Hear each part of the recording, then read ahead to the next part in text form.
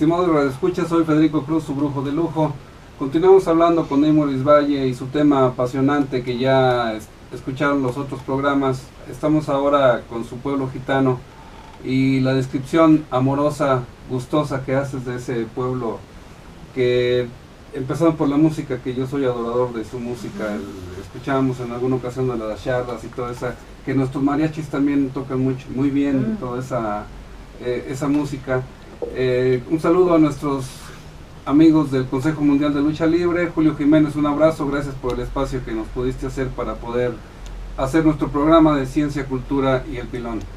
Bueno, Eymoris, entonces vamos a lo bueno, que creo que es lo fascinante de tu vida. Tu fascinación acerca del ser humano. El ser humano necesita, el ser humano es alguien civilizado, se civiliza, porque tú, si alguien me preguntara si tú eres civilizado, yo diría que no. Yo diría que tú has ejercido, a pesar de tus estudios universitarios, y esto la vez pasada también tiene que ver con lo que hablábamos, sobre si está uno integrado o no a esa cultura. Cuando yo fui a visitar, que me quedé porque estaba muy enfermo, como tus niños esos a los que cuidaste, que hablaste en el primer programa, yo estaba muy enfermo del estómago, y cuando me pasan los secretos de curación, la primera pregunta que me hacían, ¿eres de aquí? Y yo describía dónde nací, en San Luis, etcétera. Entonces sí, me podían pasar los secretos. Y es el problema que tengo yo con los universitarios, porque llegaban los de Facultad de Ciencias a preguntarles ¿cómo se cura la diarrea? Y las señoras decían cualquier cosa y el brujo decía cualquier cosa. Esa distancia que nos impone la universidad, creo que a pesar de todo, tú sí te puedes acercar a ellos con toda la intuición y con toda la memoria de la que eres capaz, porque supongo que te has dado cuenta, con la primera barrera que pones entre el que entrevistas o el que quieres conocer en ese tipo de cultura, si traes tu grabadora o tu nota, ya es otra cosa, ya no te integraste. Pero tú eres eso mismo en la ciudad, tú eres así también en todos los movimientos en los que andas, siempre estás con movimientos. ¿A qué se debe todo ese movimiento que traes tú en el cerebro? Yo también tengo tatuado un olín, el signo de movimiento. Pues sí, yo creo que tenemos una sola vida, ¿no? Y bueno, nosotras las mujeres de alguna manera tenemos la suerte de que algunas limitantes que tenían nuestros antepasados, en términos occidentales, pues gracias a su lucha y a su trabajo, pues se han ido rompiendo, y ahora tenemos la posibilidad. Pues por ejemplo te platicaba yo de viajar a un pueblo alejado sola, yo con mi mochila, y o de repente decidir estudiar y llegar al grado académico que uno se ponga de objetivo. Entonces a mí me parece que hay que aprovechar la vida, me parece que hay que también encontrar equilibrios, ¿no? De hecho, yo viajando, o sea, viajar tanto me causó que yo tuviera una úlcera sangrante a los 17 años, ¿no? Entonces, bueno, también hay que aprender a moderarse, ¿no? Hay que aprender a encontrar también nuestras propias limitaciones, pero también yo creo que hay momentos en la vida en que es necesario confrontar, es necesario también descubrir, es necesario explorar. Y bueno, es algo que a mí siempre me ha gustado. México es un país que de verdad es impresionante. O sea, yo he llegado a lugares en Baja California donde me dicen, wow, mexicana, te hacemos descuento, porque hace 3 años que no venía alguien mexicano, ¿no? Llega toda la gente de California, de Estados Unidos. Que los precios son en dólares para hay comprar. Austriacos de cualquier país, australianos, o sea, pero no llegan mexicanos, ¿no? Yo creo que para poder defender las riquezas culturales, de biodiversidad y todo, uno tiene que conocerlas, ¿no? Tiene que saber que existen. Entonces, bueno, de alguna manera esto me ha hecho, pues, querer mucho a México, ¿no? Y tratar, pues, de aportar dentro de mis posibilidades, de por lo menos tratar de construir un mejor país, o de no perder, ¿no?, las cosas que yo considero que son valiosas, y entre ellos, bueno, por supuesto está toda la riqueza del mundo indígena, pero también otras. Te decía yo que,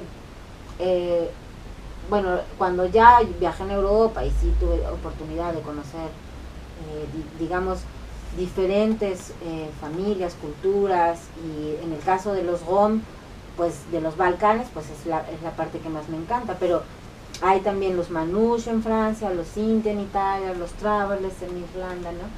Y bueno, cuando llego a México digo, voy a buscar, me pasó un poco otra vez, ¿no? De regreso de Europa, digo, voy a buscar a los gitanos de México. Y entonces el primer lugar en donde los encuentro justamente es aquí en la Plaza de San Jacinto, en la zona de el mercado del sábado de San Ángel.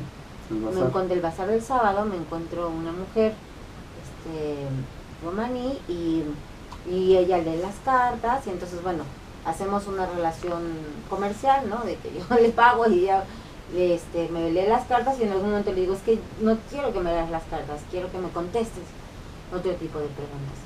Y entonces bueno, eso fue, yo era joven, tenía 18 años, pero pues fue una de las primeras relaciones ya en la que yo me atrevía a preguntar cosas que en otros espacios no. Y después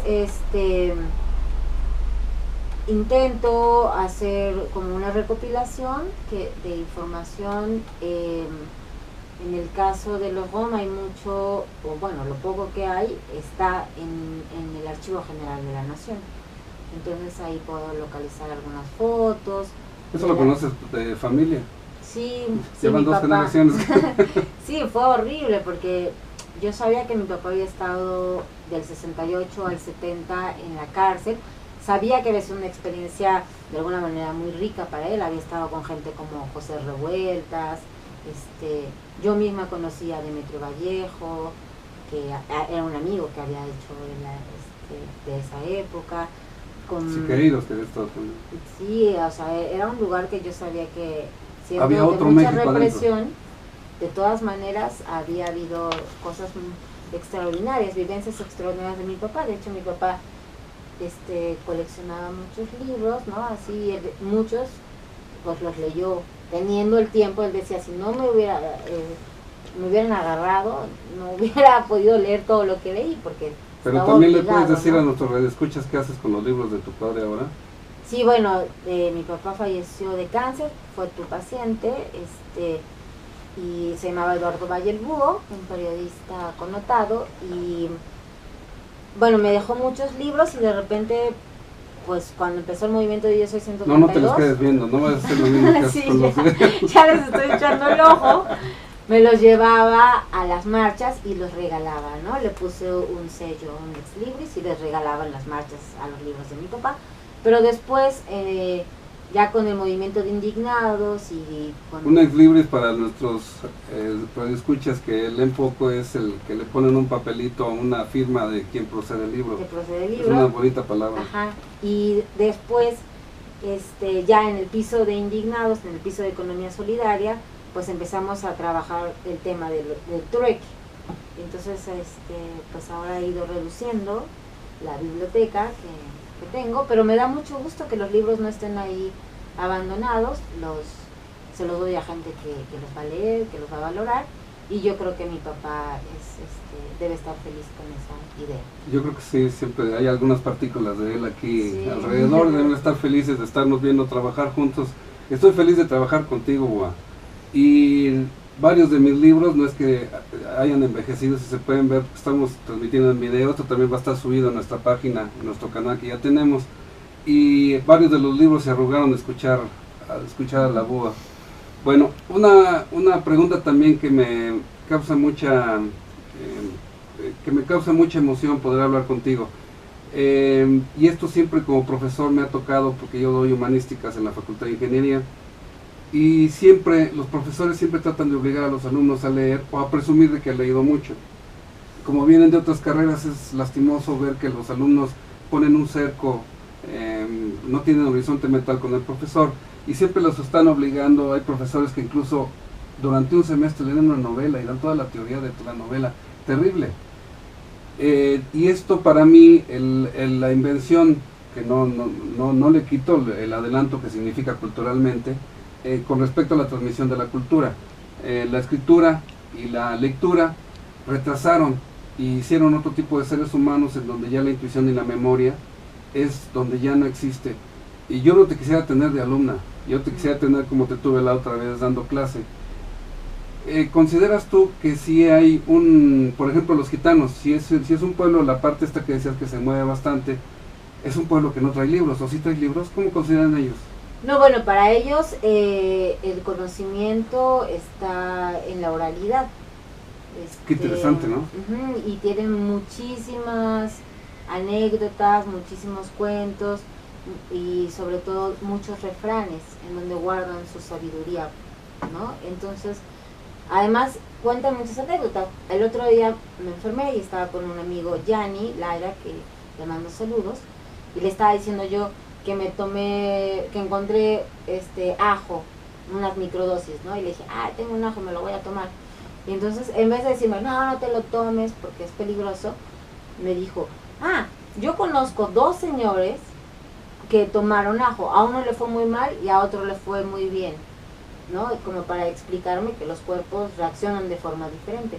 Entonces es muy bonito porque no son aleccionadores, ¿no? Sino que dentro de su sabiduría hay refranes, hay dichos que te hacen pensar, que te hacen reflexionar y que también son de alguna manera un compendio de los aprendizajes de sus otras generaciones. Dinos otra vez tu programa, ¿dónde lo tienes? Bueno, estoy haciendo una colaboración para un programa que se llama Caravana Imer, sale los domingos a las 10 de la mañana por el 107.9. Mi colaboración especial... FM, perdón. Porque sí. Tú eres rica, nosotros somos pobres, somos AM. También estoy de la AM. Y mi colaboración es el último domingo de cada mes. Y bueno, ahí se cuentan cuentos en voz de Margarita Castillo, que es una renombrada también locutora, y hablamos de algunos aspectos sociales y culturales y de la importancia también como una raíz que también tuvo influencia en lo que somos como mexicanos, pero que muchas veces no se le reconoce. Tú mencionaste a tu abuelo, mencionaste la vida que tu padre tuvo. A mí me tocó verlo desde prepa. Me gustaba nada más que hablaran 2, que me perdonen los demás compañeros. Cuando estábamos en los mítines me gustaba que hablaran 2 nada más. Raúl Álvarez Garín, que le mandamos un saludo, que está en una lucha tremenda por su salud ahora. Y también cuando hablaba tu papá, fue un gran orador. Él, supongo que le sacó lo mismo a tu abuelo Cosme. Bueno, mi abuelo Cosme, que te digo que me gritaba, Tovarich, camarada, ¿no? Era una persona que tenía mucho amor por el México, digamos, antiguo, pero también le querían mucho a mi papá y lo supieron encauzar, y mi papá pudo desarrollarse. Siendo muy joven, pues efectivamente fue un orador muy destacado. Incluso en la marcha histórica del silencio, él fue el que abre, después de haber caminado en silencio, recorrido desde Reforma al Zócalo, desde el Museo de Antropología, pues él es uno de los que le toca usar la fuerza de la palabra, ¿no? Y él lo que dice en ese momento está en un video en YouTube, pero pues recuerdo que son unas palabras que dice, bueno, ahora no nos preguntamos si se pueden o no romper las cadenas, nos preguntamos cómo romperlas, ¿no?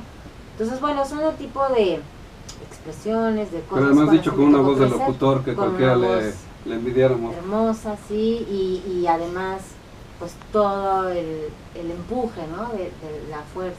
De una generación que se atreve a decir por primera vez en mucho tiempo en México, ¿no? Esta fue Imuris Valle, queridos radioescuchas, y va a ser la próxima vez que escuchemos a la Búa, querida Buita. Imuris Valle, muchísimas gracias por estar con nosotros. A ti, muchas gracias.